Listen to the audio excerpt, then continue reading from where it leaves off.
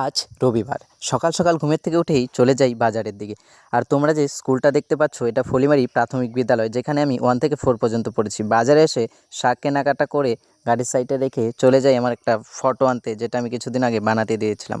আর তোমরা যারা যারা ওকে চেনো এই ভিডিওতে কমেন্ট করে জানিও, ও আগে আমার সাথে অনেক ভিডিও বানিয়েছে। তারপর দাদাকে বলি ফটোটা দেওয়ার জন্য, তারপর দেখতে পাচ্ছ দাদা ফটোটা দেয়। তারপর ফটোটা নিয়ে বাড়িতে এসে আমাদের টিনের বেড়াতে লাগিয়ে দিই, কারণ গরিব মানুষ বুঝতেই পারছো। তারপর বাবার সাথে চলে যাই মাঠে গরু চড়াতে। আর দেখতেই পাচ্ছ আমাদের কতগুলো গরু। আমি আর বাবা যাচ্ছিলাম গরু চড়াতে। মাঠে বলতে আমরা নদী পার করে, নদীর মাঝখানে একটা চর থাকে, সেখানে আমাদের গরুগুলোকে দেওয়া হয়। নদীর ওই পাশে যে জায়গাটা দেখলে সেখানেই গরুগুলো এখন সাঁতরে যাবে। তারপর আর কি চলে যাই বন্ধুদের বাড়িতে গেম খেলতে। তারপর গেম টেম খেলে বন্ধুদের বাড়ি থেকে চলে আসি প্রায় 1টা বাজে। তারপর আমি চলে যাই নদীতে স্নান করতে। দেখতেই পাচ্ছ আমাদের নদীটা কতটা সুন্দর। তারপর স্নান করে বাড়িতে এসে রেডি হয়ে খাওয়া দাওয়া করতে বসে যাই। আজকে রবিবার ছিল, মনসা পুজো, তাই নিরামিষ। তারপর স্নান করে বেরিয়ে পড়ি খেলা দেখার উদ্দেশ্যে বানিকাটা, যেখানে ব্যাট বল খেলা হচ্ছিল রামপুর এবং কি বানিকাটা দলের সাথে।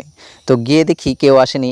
মোটামুটি 30 মিনিট আগেই আমি পৌঁছে গেছি। তারপর ওখানে বসে অনেক আড্ডাতেই কিছু লোক ছিল তাদের সাথে। তারপর ফাইনালি খেলা চালু হয়ে যায়।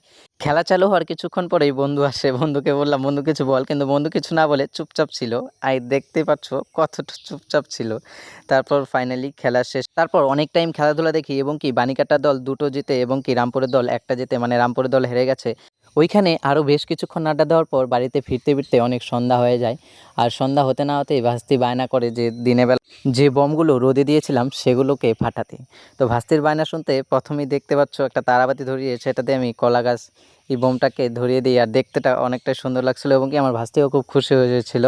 তো তারপর রেডি হয়ে চলে যাই বন্ধুদের বাড়িতে, পুজো ছিল সেখানে, নিমন্ত্রণ ছিল সেখানে চলে যাই আরেকটা বন্ধুর বাড়িতে, যাদের বাড়ির সামনে আগে থেকে এসেছিল, কারণ সবাই মিলে একসাথে যাবো বলেছিলাম।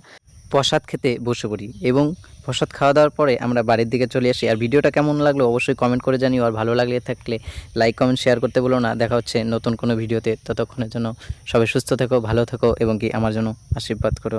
লাভ ইউ অল।